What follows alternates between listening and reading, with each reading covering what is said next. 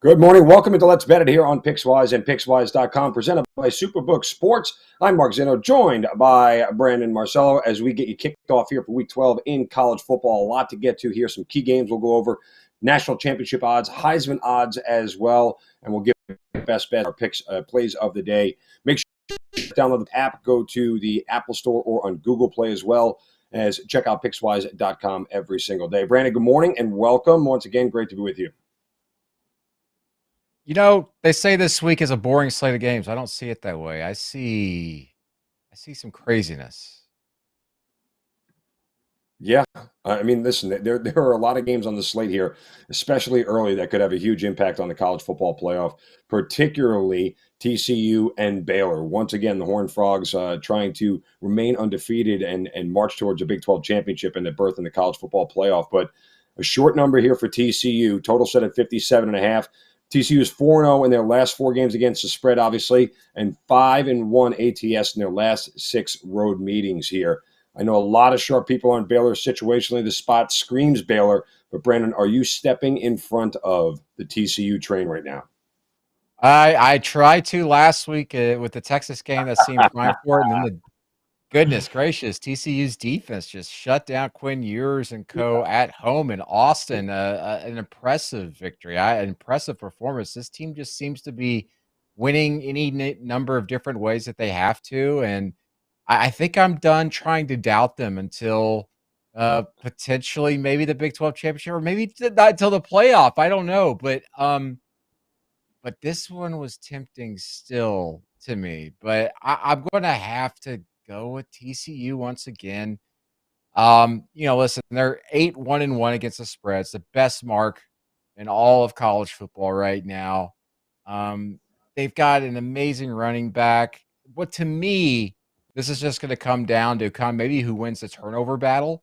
And with the way Max Duggan's playing with the 25-2 touchdown to interception ratio, which is third best in the FBS right now, I trust him more than I do Blake Shapen at Baylor. But the key also here is that you've got 2 of the best running backs in the Big 12. They don't get talked about enough, especially Richard Reese. And this one is so interesting to me because what if Baylor has success on the ground and they don't have to lean on Blake Shapen in the quarterback? That's the big thing that I'm it's under my skin. I just can't quite scratch that itch and wanting to maybe just pick Baylor. But I'm going to go with TCU at this point because of Max Duggan and how they just protect the football. I mean, situationally, again, the spot screams, man. I really tried to find every edge, every angle I could to back Baylor purely from a football standpoint. I couldn't get there. And look, if you want to throw out last week's game for Baylor against K-State where they just didn't show up at home and they got their doors blown off, that's one thing. On the flip side, then you'd have to throw out the sort of defensive performance that TCU put on the field last week as well. And if you take those anomalies out and you go, who are these 2 teams and who have they been for the other 9 games of the year? Everything about T says that they are the better team, obviously, and the right side. It's just a game for me that, as much as I tried to find a spot for Baylor to be competitive, there's a smaller window that Baylor has to get through as far as playing a perfect game. TCU, I think, has a little bit more margin for error against Baylor than Baylor does against TCU. And so with a short enough number here, you know, how do you not stay on TCU? I mean, I'm with you. I understand it. An enjoyable watch today, to say the least. But it's very much one of those games where, um, the better team here What do is you probably where you have to go. what do you think about that total right now at 57.5? The 11 a.m. Central start and the environment to me say under. Yeah, You know, that's what I'm thinking. TCU's offense. I mean, look, Baylor's not going to get in a shootout with TCU and win. That's not the No. game. That's not the game script they want. They need to keep this game under. So if Baylor has any chance to win, this needs to stay under the total. If TCU comes out scoring hot early, Baylor's they can't catch up. They don't have the offense right now. And again, Blake Shapen, for all of his accolades from last year and how well he played last year, just not at the same level at this point in time. So it's a difficult spot for the Baylor Bears offense to be able to keep up with TCU. But again, look at Texas's defense versus Baylor's defense. They're sort of the same, and Texas was able to keep TCU to their lowest yardage total in any game of the year last week. So it's possible. Again, it's going to be interesting to see how this game unfolds. I think it's one of the games where the first 5 to 7 minutes of the first quarter will give you a good indication of how the game's going to go for the final 3.5 quarters. All right, let's move on to Illinois and Michigan here. Michigan laying 17.5 at home.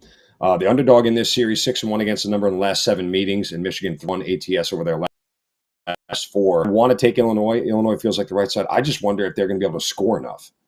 Like, I know Illinois' defense is really good, and this would require here a game to be like 20-10 as the final in order for Illinois. Because I think if Michigan gets into the high 20s, I have a hard time believing that Illinois is getting past 10. Yeah, I'm very confident in Michigan being able to cover here and going over that total right now, which is 41.5. I think Michigan's just going to come out firing on all cylinders ahead of the big game coming up against Ohio State.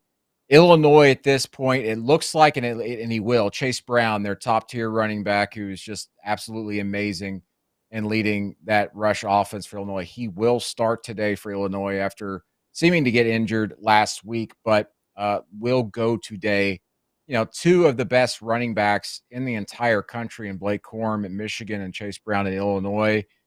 But right now, Illinois is reeling a little bit in these last 2 games with their losses. They're 0-3 this season when allowing more than 20 points. So if you allow 3 touchdowns, you're going to lose. And you're going against Michigan's top-tier offense, which has been in the top 3 for most of the entire season. I know we like to poo-poo on Michigan's schedule and all of that, but this is a completely outmatched Illinois team. I think we're going to see when they get there in Ann Arbor today. And the other thing is by the way, condolences to Brett Bielema. I know his mother died earlier this week, so he's been dealing with that as well, and was away from the team, I believe, on Thursday or Friday. So, some things going on there behind the scenes as well. But I think we're seeing Illinois kind of coming back down to earth here lately, and they're about to go against the most explosive offense they've gone against all season. Yeah, give me Michigan. I think they win by more than 3 touchdowns in this one, and I think they're going to go over the point total here. This is going to be a game I think that might end up being like 45-3. All right, next, USC, UCLA, the battle for Southern California here. USC laying 2.5 and a huge total of 76. The last 3 meetings, I think these games got into the 80s between these two teams. Over is 4-0 in the last 4 meetings. Over is 4-0 in USC's last 4 games. Well, I was up in front of the TCU train. I feel like I'm going to step in front of the USC train here. I'm on UCLA. It's the pick I put up on Pickswise.com. I just feel like USC's defense ultimately is going to be the bugaboo here for them today. It's 1 or 2 slip-ups that give UCLA a big play. And the real question is, how are they going to stop Zach Charbonnet? I mean, he should have a field day running through the USC defense. If Chip Kelly is smart, he makes DTR hand the ball off and lets Charbonnet do all the heavy lifting early on. And in the second half, he can just grind that USC defense down. And I think really that should be the game plan. I'm with you totally there. Give me UCLA in this, and I think UCLA is going to try and run that ball all over that USC defense. I'm exactly with you and play mistake-free football against a USC team that goes into this without Travis Dye, their top rusher. He got injured last week in a very emotional scene, and listen, USC's offense is still explosive, and they will score points against UCLA, but I think UCLA is going to play a little bit of keep away from them today, and that's going to be interesting to watch. Also, USC, listen to this, only top 10 team in the college football playoff poll right now without a win against an AP top 25 opponent. USC still does not have that impressive win. They end the season here with 3 straight games if they get to the Pac-12 Yes. championship against ranked opponents. So they have an opportunity here to potentially get to the playoff by improving their resume. This is their first test today. But listen, Rose Bowl is going to be packed. It's a UCLA home game for them. They have sold out of tickets. They're expecting a record student section crowd of more than 16,000 students. Considering nobody showed up all year long, yeah, now's a good time to start showing up there, UCLA students. Exactly. And, listen, I think that this is where we're going to see USC finally stumble. We've been waiting for it and seeing it. They Yeah, got listen, Oregon I'm State. not gonna lie, Brandon. As much as I'm backing UCLA here today, I kind of want to see USC run the table because if they run the table and win the Pac-12 at 12, getting in college football playoff, there's no way they're leaving the SC logo out of the college football playoff Yeah. if given the opportunity. And since I am so much, I'm the only person in America who thinks Tennessee is overvalued. We'll get to this more here when we talk about national championship odds in a minute, but if USC runs the table, they are absolutely getting to the college football playoff. There's no way they're leaving them out. UCLA 2-0 straight up and against the spread when an underdog at home against ranked teams this season. So give me Yeah. UCLA. I like this spot. All right, over to the ACC, Miami and Clemson. Clemson laying 18.5, total 47 and a hook here. Favorites 4-0 against the number in the last 4. Miami 1-6 ATS and me basically mailed it in the rest of the year. Clemson destroy this team. Clemson knows, and Dabo knows he's going to need major style points if he's ever going to be considered for the college football playoff at this point. I don't think he's going to be afraid to run it up, and I don't think, honestly, Miami could stop them from running it up. I almost had this as my pick of the day because it just seems so easy with Clemson covering. Miami is the worst team against the spread in all of college football. They're 2-8 against the spread this year, which is tied for the worst mark, but they're minus 95.5 in cover margin, which is by far the worst in the FBS. Clemson's won 3 straight against Miami by more than 25 points. Clemson, though, 0-7 against the spread as a double-digit favorite since last season. But Miami, I'm with you. They have fallen apart, and Tyler Van Dyke looks like he's not going to play today at quarterback for the Hurricanes. Man, give me Clemson and an absolute laugher at home in Death Valley.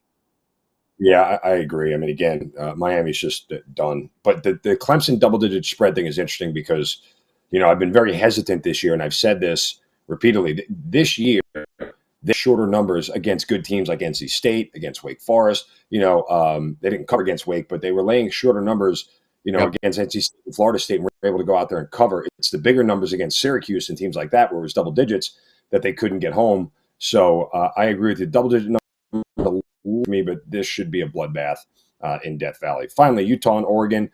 Utah -2 and a total of 60.5. Now, we got a lot here. This opened up as Oregon -3. And then Thursday morning, I was just searching around pretty early and noticed it was Utah -1.5. Started texting around, talking to some friends, and the next thing you know, it was Utah -2. Dan Lanning has been very, very quiet at his ex, and he keeps sort of alluding to the fact that he's going to play. That line flip tells you that he's not playing more than anything. There's no other reason for that line to flip. It wasn't public money. It wasn't a movement. It wasn't a sharp play, especially on a Thursday. So somebody got some inside information that Bo Nix is not going to play today. And originally I was going to back Oregon -3, but now give me Utah -2 if there's no Bo Nix. Yeah, I'm still not touching this one. I know some folks there up in Oregon, and they've been pretty hush-hush about Bo Nix, which I know some people might think, well, that just means he's injured. But knowing these people, it makes me believe that maybe he is going to play. But This is going to be a completely different looking Oregon team if he's not out there. I mean, goodness gracious, leads all of FBS with 39 total touchdowns.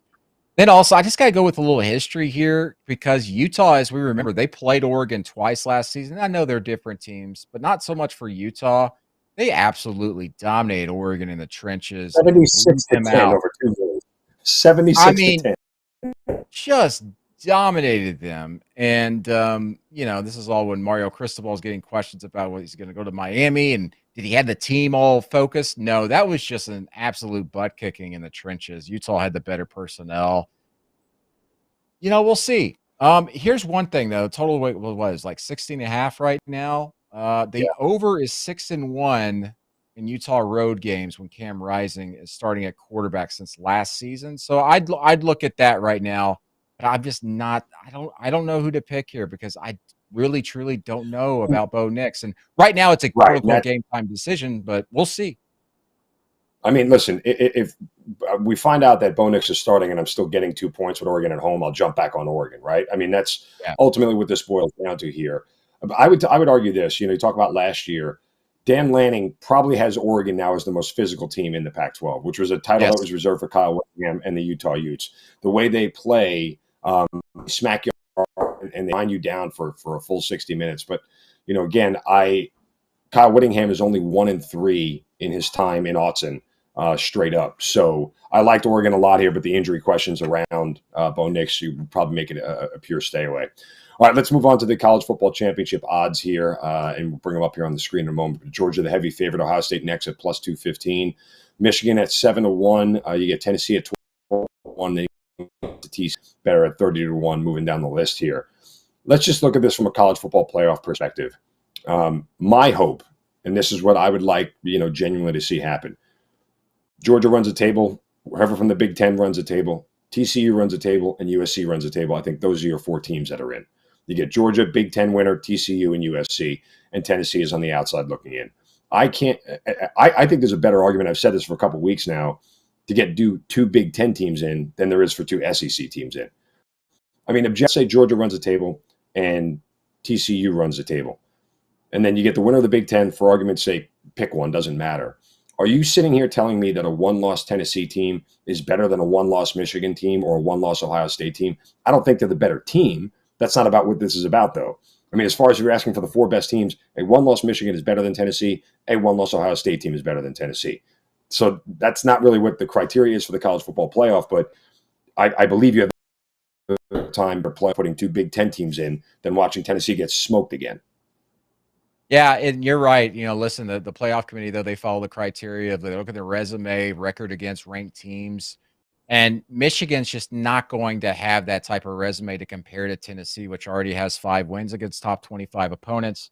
And it's kind of sitting pretty there, despite not being able to get into the SEC championship game. And if Michigan loses on the road to Ohio State, and of course, with that being the last regular season game, timing is everything as well, and that's going to hurt them. If that game was in the middle of the season, it's not going to hurt them as much as it would there at the end of the regular season. And not being able to get to the Big Ten championship game, I think, is ultimately what's going to hinder them. And again, it comes down to Tennessee having more victories against top 25 teams. Having said all that, man, I really like Michigan 7-1 here. If I had some extra money laying around, I just put it on them. I love the way they play. I've been saying that all season. They just beat everybody up in the trenches. They dictate the tempo. They're the type of team that just can make you play any way that they want because they've got better personnel. And more importantly, they've got better depth than anybody else, I think, in the Big Ten. Man, I can't wait till next week because I think Michigan's really got a really good shot at making it 2 in a row against Ohio State, despite that game being played in the horseshoe. So right now, I like Michigan, the way they're playing. If they get in the playoff, I think they can knock off a Georgia because of just how tough they play in the trenches and they dictate the tempo. Yeah, well, again, and you can add this to it. If Michigan does win in Ohio State, I think Ohio State has a better chance to get in. And part of that is because they have a win over a team in Notre Dame that all of a sudden has become relevant. And Lincoln Riley should send thank you notes to Clemson's Dabo Swinney for losing to Notre Dame, and making them all of a sudden a team that looks like it's back in the top 25 again. It looks like it actually we thought it would look like all year long, right? So that has changed completely the scope of a quality win for both of those programs there. Let's get to the Heisman race here, Brandon. And I'm still at this point offended that the idea that Stetson Bennett is on this list and Bo Nix is not, when he, as you mentioned a moment ago, leads the nation in total touchdowns, it's just weird to me how he's not getting any sort of love. And you scoffed at me, I think it was 2 weeks ago or last week, was it, when I mentioned the Pac-12 quarterbacks and both Stetson Bennett and Caleb Williams. Look, if Caleb Williams over the next 3 weeks, okay, runs the gauntlet of UCLA and then the game against Notre Dame and then the Pac-12 championship and plays his tail off, he might not be as far off as we think right now. Just from a value perspective, I don't think this is necessarily a bad play with Caleb Williams at 5-1. Yeah, I'm with you there, and especially because against Notre Dame, that defense is fantastic, and if he puts up the type of numbers he's been putting up, that's going to grab the attention of everybody. And of course, getting to the Pac-12 championship game is going to elevate him even further. Again, this sets up great for a fast rise for USC in the minds of the national landscape because of that schedule with 3 straight games against ranked opponents. But this is put up or shut up time. The thing, though, with Caleb Williams that makes me a little hesitant is because I see him play against like an Oregon State or a Colorado even last week where he just really struggled starting out of the gate. You know, listen, I call him like Patrick Mahomes Jr. He loves to run around and create. He's like a point guard out there. And sometimes that gets him in trouble. He's not as smooth as you would hope to see out there. But when we talk about putting some money on someone, goodness gracious, I sound like a Michigan man at this point. I like Blake Corum. I said that last week. I know everybody's just kind of like, well, come on. I mean, they hand him the ball a lot and he's doing this or doing that. He's averaging almost 160 yards against Big Ten opponents. He scored 10 touchdowns in Big Ten play right now. And I think he's going to have a big day against that top-tier Illinois defense, which is in the top 3 nationally in scoring defense. And then going to Ohio State, there's huge opportunities for him to elevate himself, maybe get up to that 1,700-yard plateau before they go to the Big Ten championship game. And if he is leading Michigan on the cusp of maybe being that number 2 team going into the college football playoff, and also into the Big Ten championship game, I think Blake Corum's got a really good shot because you look at that list right now. Like, I know a lot of people are really high on Drake May, but I was just going to go there with you. I'm like, when did he all of a sudden he get into this conversation? I don't know. He puts up great numbers against ACC defenses, which are not very good, and he's got a home loss by double digits to Notre Dame. And I know Notre Dame's back at it in the top 25 again, but that game was not impressive. You watched them, including that App State game. Yeah, puts up the numbers, but is he elevating everybody around him from the first quarter through the fourth quarter? I don't necessarily believe that. Yeah, I mean, listen, he's a guy to watch in the future, but not this season. Drake May, to me, is as much of a Heisman candidate as I would put up there with, Sam Howell at Wake. I mean, the numbers are there, right? But a lot of that is a product of the conference they play in and the lack of defenses that they play. And I was just going to ask you, because Drake May is up there, but as well, like CJ Stroud just continues to be the heavy favorite, and his odds haven't moved, and it's almost like we've forgotten about him. Even Hendon Hooker is still up there. Like, I don't know that Hendon Hooker is going to have another signature moment that he's going to get a chance to really rise his stock a little bit in this race here. Whereas CJ Stroud, if he balls out against Michigan in the final game of the year, really could elevate. But that I'm with you on Blake, and the same thing for Caleb Williams. I'm looking at, like, these are guys that really have a chance here with some tough contests over the next 2 or 3 weeks to really make one last push to the voters that they're the guy. So I don't see Drake May unless he goes out and wins the ACC championship game, right? Like, and goes and beats Clemson. That may be the only thing that really pushes him over the top there, if it's going to come to that. So I'm with you on Drake. I think there's a little bit of an overzealous sort of desire to have him in this conversation. I'm not sure he 100% belongs there. I think Max Duggan will be in New York City if TCU wins out and he continues to put up the type of numbers he has, because, as you mentioned, Hendon Hooker, Drake May, Stetson Bennett, those guys are going to be falling to the wayside here over these next couple of weeks. I think Max Duggan's going to rise up the charts here. Not going to win the Heisman, but I think he'll be in New York City. We'll see how it all shakes out. Want to remind you guys that Let's Bet It is presented by Superbook Sports. Pile up the wins and pile up the money with Superbook. Right now, the best betting app from Las Vegas is giving you free money every week you make a bet. Just place a $50 bet each week with Superbook, and they'll give you a $5 bonus up to $50 for betting week afterwards. If you're in Arizona, Colorado, Iowa, Nevada, New Jersey, or Tennessee, download the Superbook Sports app or visit superbook.com to get your streak started today. That brings us to the moment of the day for you and I here, Brandon, as we decide our plays. I will tee it up to you, my friend, to start it.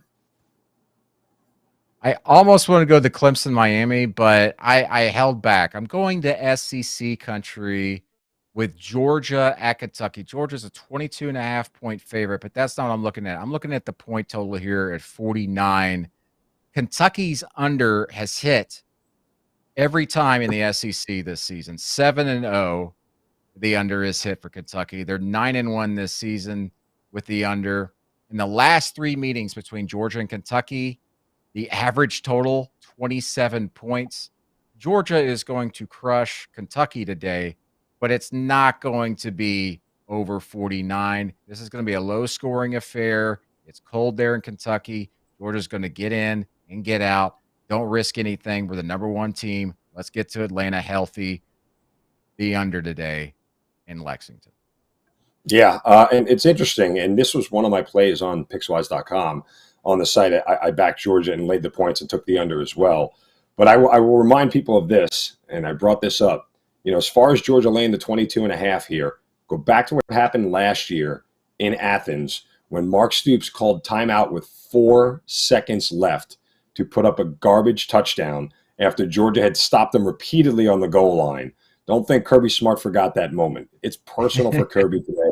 I think if he's given the opportunity to pound this team into the ground, he will. I would also look at Kentucky's team total under, because if you're getting under 13.5 today, that total, Kirby's not going to let him get to 13 again. Because last year, remember in that game, he was the first team to get to 13 on Georgia that year. They hadn't allowed double digits to any opponent last year until Kentucky did that with 4 seconds left. So you're saying 48-0 today? Probably. I honestly don't know how Kentucky's going to score. I genuinely don't either. They have regressed so badly here in recent weeks, and Will Levis with the injuries. At this point, I think he's turned toward the NFL draft. It's like I'm not going to put it. I'll play, but I'm not going to put it out there. I'm not making any diving stops or trying extra hard. Like he's been dealing with injuries. He's got to get healthy for the combine, the draft. I mean, he knows he's got a chance to be a top 10, if not number 1 overall pick, possibly. I don't see him getting involved today with the physicality of Georgia at all. And this is one of the worst matchups in a Power 5 game today, is that horrible Kentucky offensive line against Georgia's defensive front. Oh, God. Will Levis better be protecting himself in his future. Yeah, just fall into a ball there, pal. All right, I'm going to stay in the SEC as well here for my play of the day. And back the Tennessee Volunteers laying the 3 touchdowns. 21.5 is a fact. Tennessee responded to their loss to Georgia with a 66-point outburst, decimating Missouri. They're now back out on the road here, which kind of is a little bit, scary for a moment. But this is a South Carolina team that defensively cannot stop the run. They give up nearly 200 yards per game on the ground. Jalen Wright should have a huge day for the Volunteers running the ball. And Josh Heupel understands this. He knows that when it comes to the College Football Playoff Committee, that style points have to matter for his team, that they won't play in a championship game. He has to run it up. He has to put up big numbers and score in the 50s and 60s to continue to remind everybody that Tennessee belongs in the College Football Playoff. The game clocks, a lot of them feeder SEC offenses like Vanderbilt and Texas A&M to get into the mid-20s. Tennessee will get into the 40s here, if not 50s. Heupel will keep his foot on the gas, and they should win this and cover this number handily against South Carolina. So I'm going to back Tennessee here, laying 4.5 today. I'm with you, and I'm not sure. People talk enough about Tennessee's defensive front and the way they're able to get TFLs and sacks.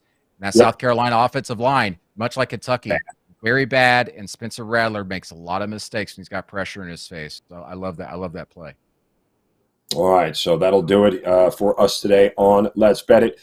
He is Brandon Marcello. I'm Mark Zeno. Appreciate you guys watching. Join us. Download the Pickswise app at the Apple Store or on Google Play. Make sure you subscribe to the YouTube channel as well. Leave your comments down at the bottom, and we appreciate all the love and support for Brandon. I'm Mark Zeno. You guys have a wonderful Saturday. Best of luck. Go cash some tickets. Go get it. Go bet it. Have a great day.